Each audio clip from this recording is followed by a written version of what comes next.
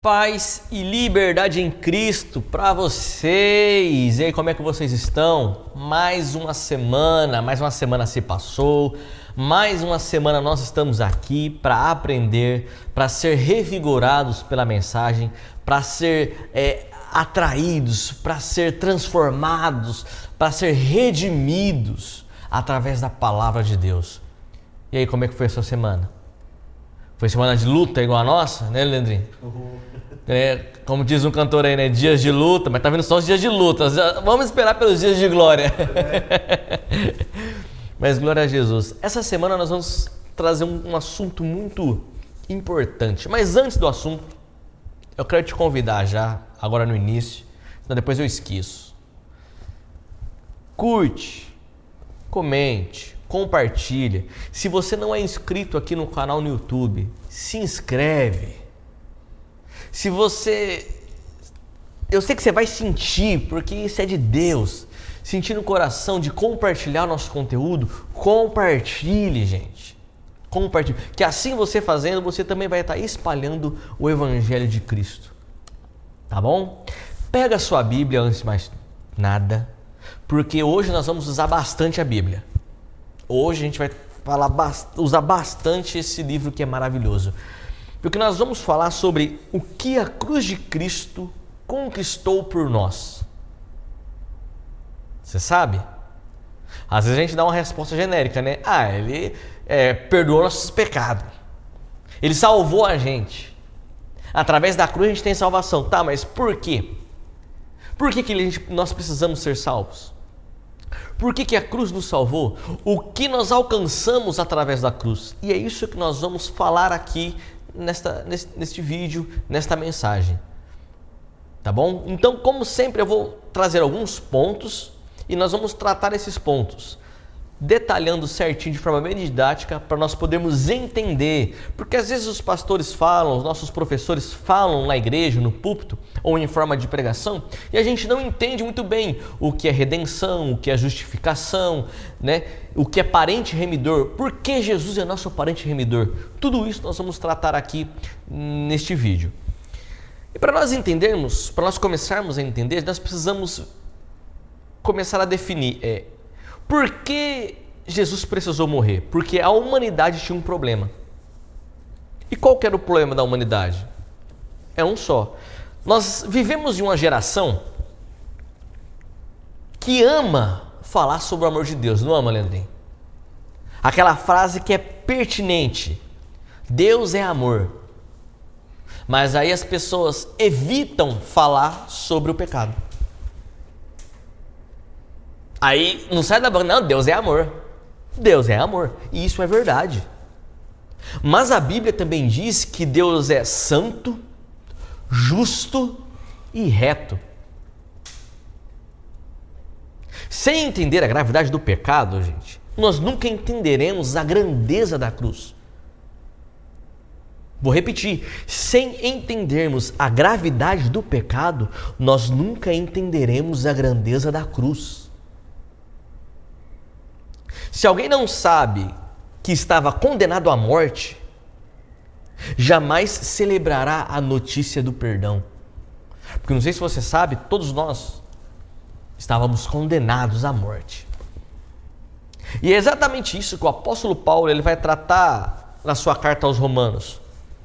Porque ele não começa falando da cruz. Ele começa falando da condição da humanidade. Antes de apresentar o Salvador, ele apresenta o motivo pelo qual precisamos desesperadamente de um Salvador. E hoje nós vamos responder algumas perguntas. E a primeira pergunta é: por que Jesus precisou morrer? Eu trabalho com um grupo de adolescentes na igreja e essa pergunta é muito pertinente. Mas por que Jesus precisou morrer? Não era só refazer tudo do zero? Por que Jesus morreu? Por que ele morreu? Porque todos pecaram. Na carta de Paulo aos Romanos, no capítulo 3, no versículo 23, se você está com a sua Bíblia, abre aí que nós vamos entender este versículo. É uma frase que a gente conhece muito bem. Está escrito assim, ó. Romanos, capítulo 3, versículo 23. Porque todos pecaram. E na versão que eu estou usando aqui, está escrito e carecem, que é o mesmo sinônimo de destituídos, que talvez na sua versão está, e destituídos estão da glória de Deus. Na minha está aqui, todos pecaram e carecem da glória de Deus. Este talvez é um dos versículos mais conhecidos da Bíblia, mas também é um dos mais mal compreendidos. Porque Paulo ele não diz que algumas pessoas pecaram. Ele é enfático. Todos pecaram. Isso inclui o religioso, o ateu, o rico, o pobre, o judeu, o gentil, os moralmente corretos e os que aparentemente estão perdidos. Ninguém ficou de fora. O pecado ele é democrático, se a gente pode usar essa palavra. Ele não escolhe, é para todo mundo. Na verdade, todos pecaram, todos se englobam nesse balaio. O pecado, ele nivelou a humanidade. Perante ele não tem rico, pobre, não tem alto e baixo. No pecado, todos são iguais. Ele nivelou a humanidade.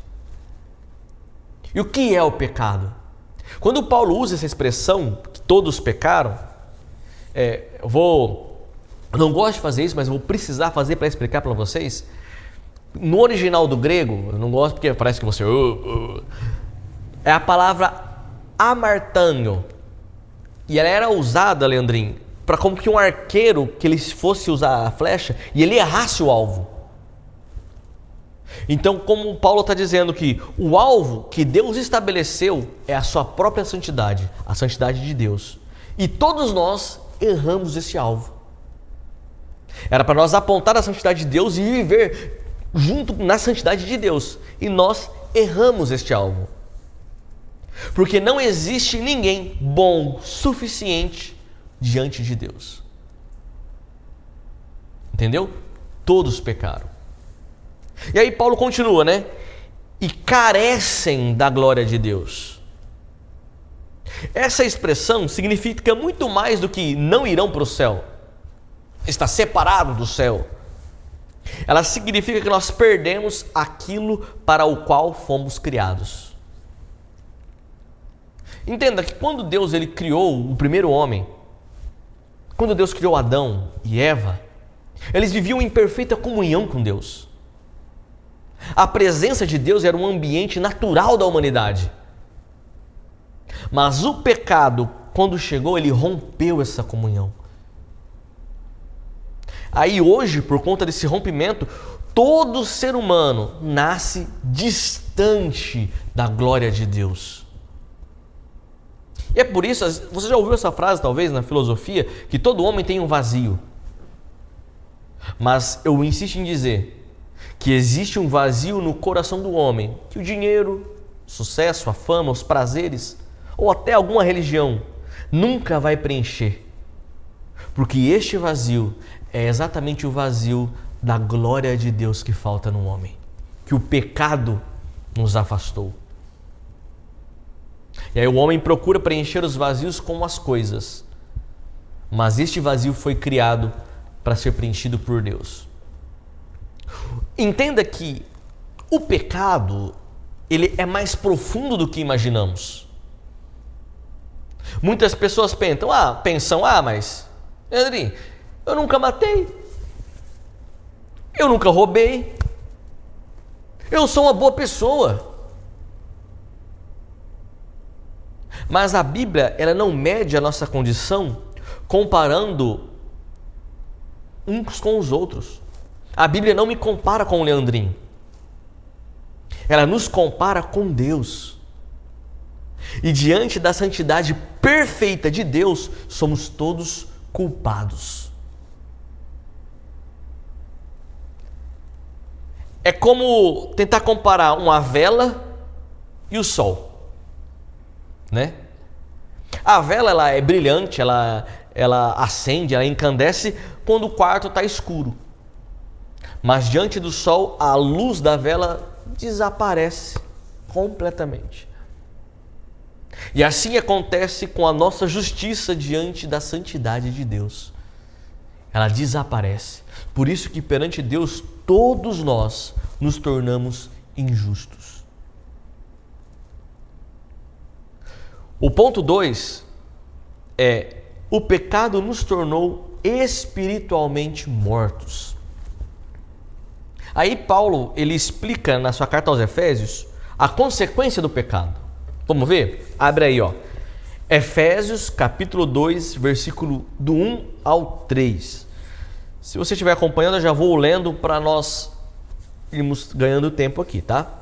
Ele nos deu, Efésios capítulo 2, versículo 1 ao 3, diz assim: Ele nos deu vida, estando vós mortos nos vossos delitos e pecados, nos quais andastes outrora, segundo o curso deste mundo, segundo um príncipe da potestade do ar, do espírito que agora atua nos filhos da desobediência, entre os quais também todos nós andamos outrora, segundo as inclinações da nossa carne, fazendo a vontade da carne e dos pensamentos, e éramos, por natureza, filhos da ira, como também os demais. Você viu a profundidade desse texto e como ele é chocante?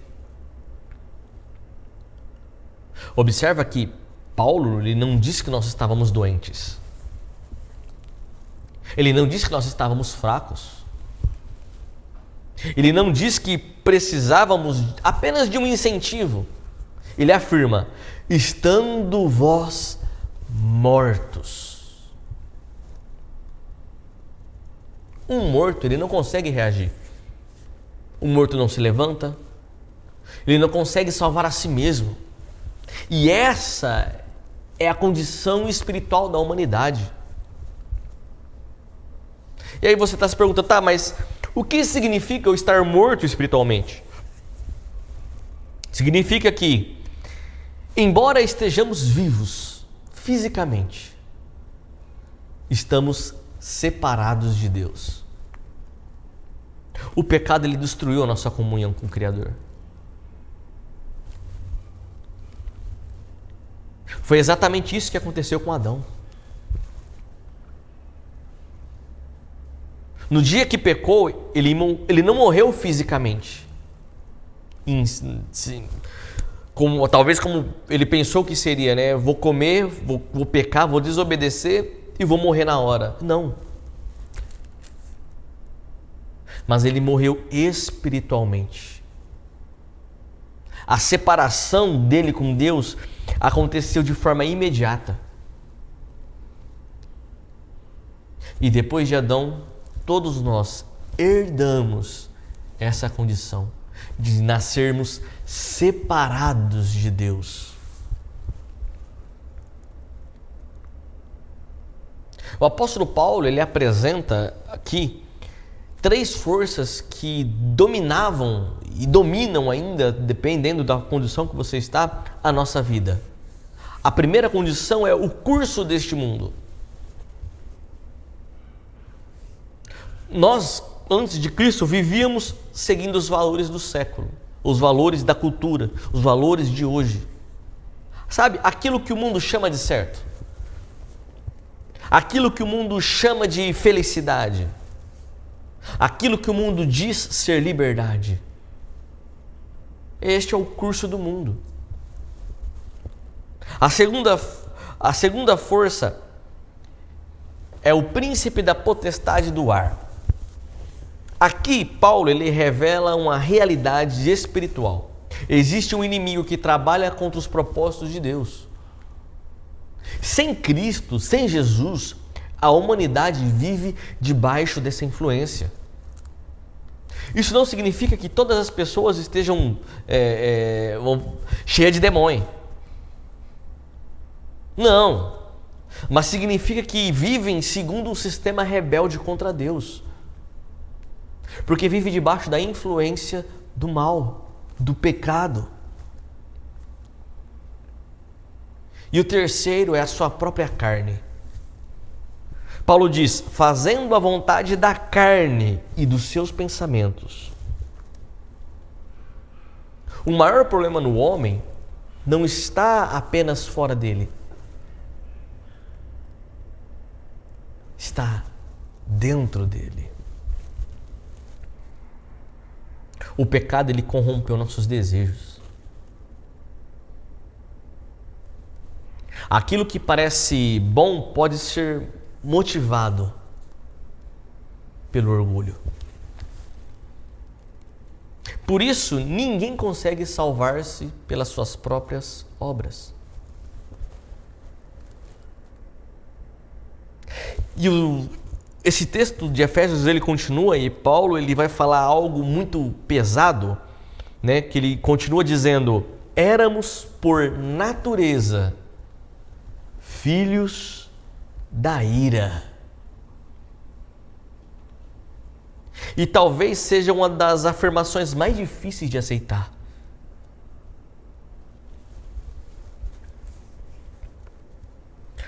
Porque nós vivemos em uma época que a gente gosta de afirmar que não, nós somos todos filhos de Deus.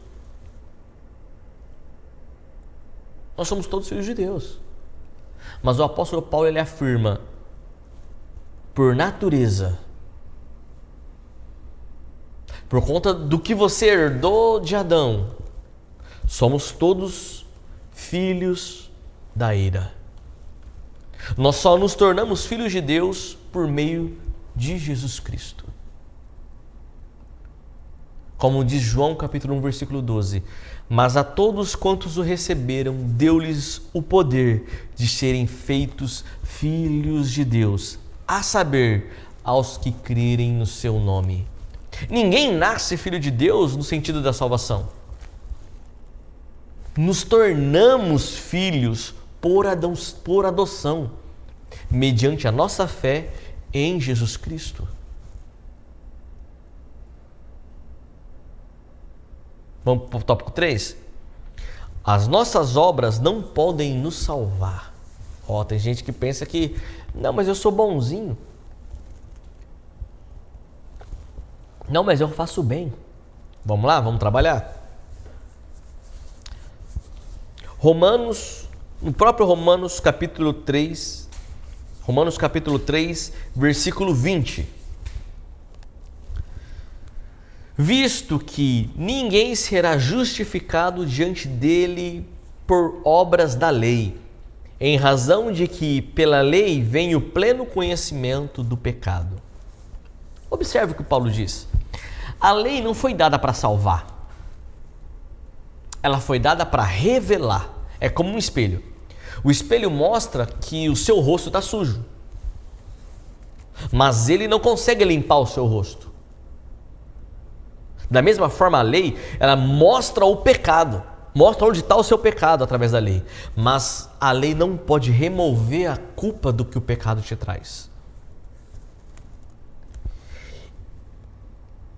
Imagina só, um homem ele vai fazer um exame médico e o exame ele revela uma doença grave. Aí ele olha o resultado e diz: eu vou abraçar esse exame todos os dias porque esse exame vai me curar. Isso é um absurdo, né? O exame revela a doença. Quem cura é o tratamento que o médico vai trazer. A lei revela o pecado. Quem salva do pecado é Jesus Cristo. Quem te liberta do pecado, quem traz o tratamento para o pecado, que é a doença, é o médico Jesus Cristo.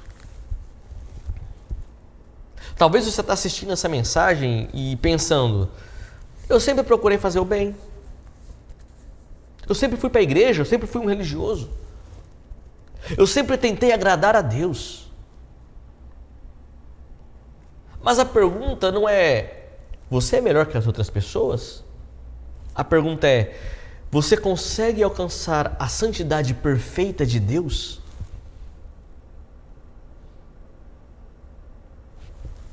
Se a resposta for honesta, ninguém consegue. E é exatamente neste ponto que a cruz de Cristo começa a fazer sentido. Porque Deus não enviou Jesus para tornar pessoas boas um pouco melhores. Ele enviou o seu Filho para dar vida àqueles que estavam mortos. E essa é a esperança do Evangelho.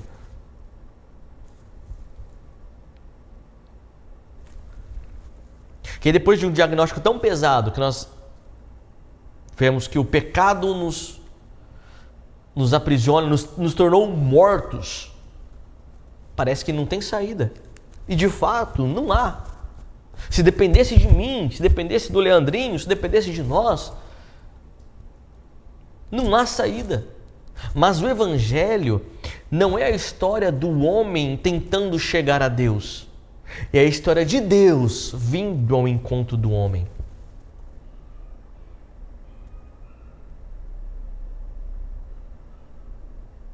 Lindo isso, né? Vamos para a parte 2? Agora nós vamos começar aqui essa é a segunda parte dessa mensagem. Nós vamos começar aqui a trabalhar alguns termos que nós ouvimos na nossa vida inteira na igreja, né? Redenção, eu falei justificação. E você já ouviu isso, mas muitas vezes eu tenho 33 anos, desde que nasci estou na igreja, e eu descobri esses dias o que significa isso. Isso é uma vergonha para mim. É uma vergonha. E talvez você está assim, você ouviu falar, você acha bonito, mas você não sabe o que significa. Vamos lá? Jesus, o nosso parente remidor. Anteriormente, nós vimos uma verdade difícil, mas necessária. A humanidade não estava apenas perdida. Ela estava morta em seus pecados. Não havia mérito, não havia justiça própria. Não havia como o homem chegar a Deus. Então surge a pergunta: se ninguém pode salvar a si mesmo, quem poderia salvar? A resposta começa há muitos séculos antes da cruz. Vamos lá? Vamos para o Antigo Testamento agora? Vamos trabalhar a nossa base bíblica aqui? Porque ali no Antigo Testamento, Deus estabeleceu uma figura chamada parente remidor. Ou, como os teólogos dizem no hebraico, Goel. Tá rindo, você ri, né, Leandrinho? Que aponta diretamente para Jesus. Mas o que é parente remidor? Antes de entendermos a cruz, precisamos entender essa figura. A palavra hebraica Goel significa aquele que resgata, redentor, parente que compra de volta aquilo que foi perdido. Para você entender, na lei de Moisés, Deus determinou que quando alguém perdesse a sua herança ou caísse na escravidão, um parente próximo poderia resgatá-lo. Isso não era uma invenção humana, era uma figura profética. Séculos depois, Cristo faria exatamente isso conosco.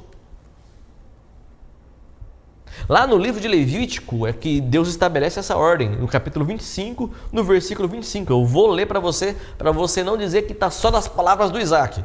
Está na Bíblia. Se teu irmão empobrecer e vender parte das tuas possessões, então virá o seu resgatador, seu parente, e resgatará o que seu irmão vendeu. Observe alguns detalhes. O texto não diz que qualquer pessoa poderia fazer isso, Leandrinho. Precisava ser um parente. Essa exigência parecia apenas uma lei civil. Mas Deus já estava preparando Israel para entender Jesus. Porque o nosso Salvador não poderia ser apenas Deus. Ele precisava se tornar homem. Ele precisava fazer parte da nossa família, ser feito da mesma matéria, sofrer o que nós sofremos, passar o que nós passamos, para poder se tornar um dos nossos irmãos. E aí vem a grande pergunta que muitos fazem, que é: por que Jesus precisou se tornar homem? E aí muitos perguntam: Deus não poderia simplesmente perdoar os nossos pecados? A resposta é: porque Deus não deixa de ser justo para demonstrar amor. Que seria muito simples Deus perdoar só os pecados, né, Leandrinho? Perdoa os pecados, pronto. Mas Deus é justo, mesmo quando Ele demonstra amor. Porque o pecado, ele precisava ser julgado. A dívida precisava ser paga. Mas quem poderia pagar essa dívida? Nenhum descendente de Adão, pois todos eram pecadores. E aí que Deus faz algo extraordinário. O próprio Filho dele veio ao mundo. Vamos para a Bíblia? Hebreus capítulo 2, versículo 14. Quando você abre, eu vou beber uma água que a garganta está secando. Vamos lá.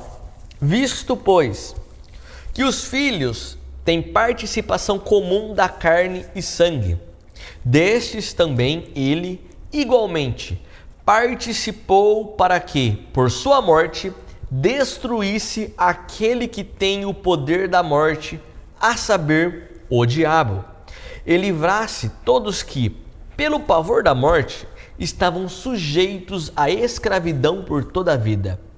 Pois ele, evidentemente, não socorre anjos, mas socorre a descendência de Abraão. Por isso mesmo, convinha que, em todas as coisas, se tornasse semelhante aos irmãos, para ser misericordioso e fiel sumo sacerdote nas coisas referentes a Deus e para fazer propiciação pelos pecados do povo. O autor ele diz assim, ele participou de carne e sangue. Isso significa que Jesus não fingiu ser homem. Ele nasceu, ele sentiu fome, ele sentiu frio, ele sentiu sede, ele sentiu dores, ele sentiu o que é a dor de uma traição, ele sentiu a dor de um luto, ele foi tentado, ele sofreu. Jesus ele entrou completamente na experiência do que é ser homem, sem nunca pecar. E o texto continua: para que, por sua morte, perceba que a encarnação de Jesus já tinha um propósito. Jesus não veio apenas ensinar, ele veio para morrer. O seu nascimento já apontava para a cruz. O texto continua: destruísse aquele que tem o poder da morte. É a vitória de Jesus sobre a morte. Vamos lá? Porque isso não significa que Satanás tenha autoridade absoluta sobre a morte. Significa que ele utilizava o pecado e a culpa para manter o homem escravizado pelo medo da morte.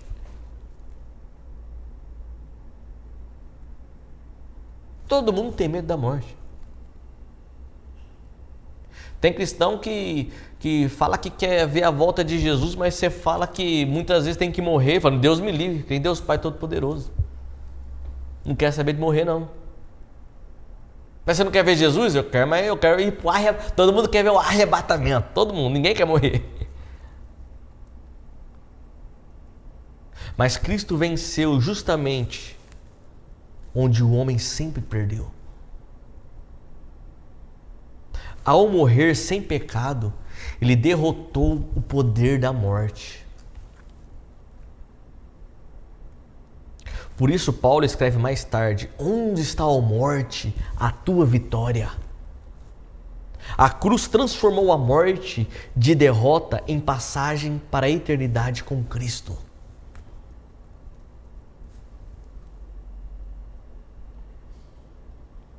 O parente remidor, ele precisava, vamos voltar para o parente, ele precisava ter condições de pagar a dívida.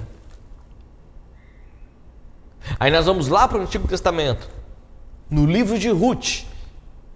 Nós encontramos ali uma das figuras mais bonitas, um dos tipos de Cristo mais bonito do Antigo Testamento. Noemi tinha perdido tudo. Ruth era uma viúva estrangeira. Humanamente não havia esperança para elas. Até que aparece Boaz.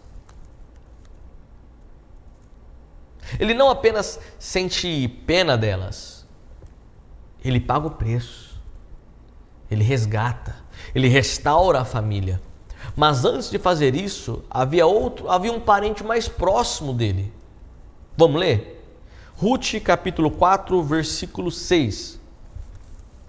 Respondeu, porém, o resgatador: para mim não poderei resgatar, para que não prejudique a minha própria herança. Toma tu o meu direito de resgate, porque eu não o poderei fazer.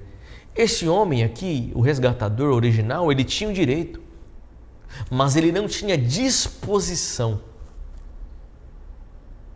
Então Boaz assume o lugar. Olha que figura maravilhosa de Cristo. Na lei, ele tinha o direito, a lei tinha o direito de nos condenar. Mas era incapaz de nos salvar. Jesus Cristo, ele fez aquilo que a lei nunca poderia fazer. Ele pagou o preço.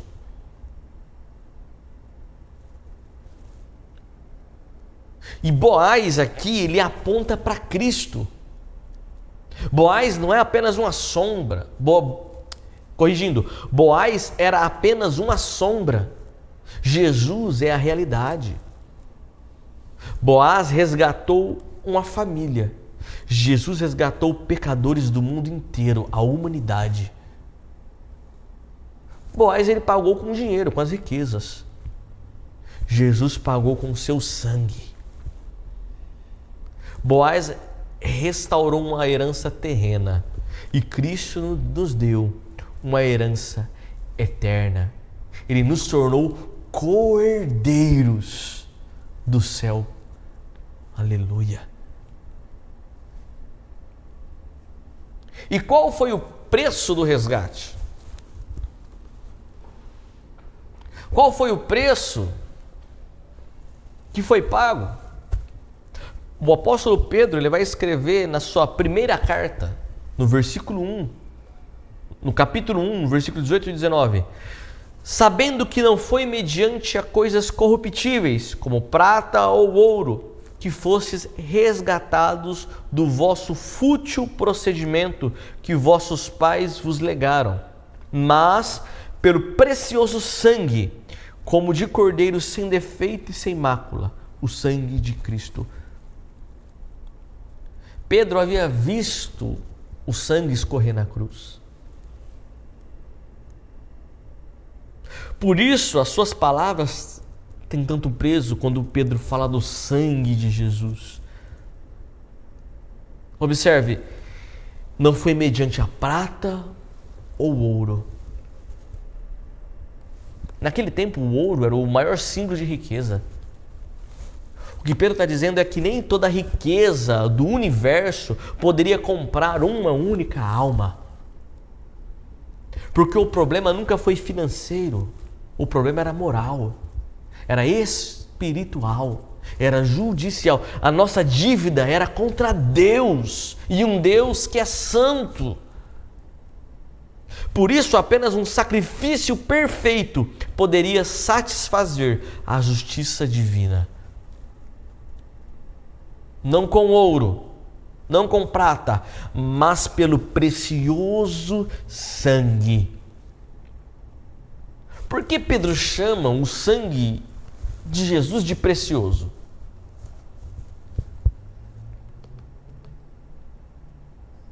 Porque aquele sangue ele era diferente de qualquer outro. Era o sangue do Cordeiro perfeito, sem pecado, sem culpa, sem mancha. Enquanto todos os homens mereciam morrer pelos próprios pecados, Jesus morreu pelos pecados dos homens. Ele foi um substituto perfeito.